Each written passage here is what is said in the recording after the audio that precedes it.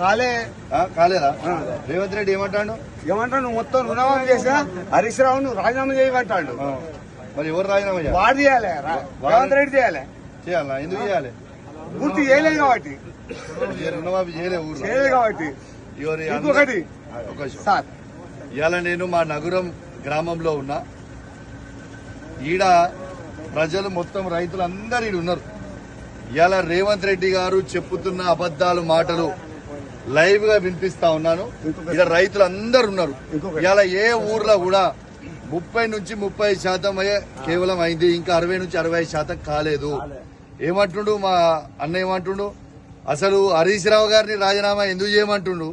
రేవంత్ రెడ్డి రాజీనామా చేయాలని బుద్ధి లేదు, రుణమాఫీ చేస్తానని చేయలేదు అని స్వయంగా తాత చెప్తున్నాడు. ఇలా లైవ్ గా వింటున్నారు. ఇకనన్నా మారండి, ఇకనన్నా మారండి.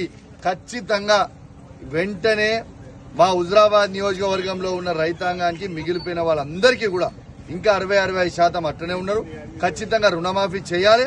లేకుంటే దీని మీద తీవ్రమైన పరిణామాలు ఎదుర్కోవాల్సిన పరిస్థితి వస్తుంది రేవంత్ రెడ్డి గారికి అని హెచ్చరిస్తూ సెలవు తీసుకుంటా ఉన్నాను. జై తెలంగాణ, జై కేసీఆర్.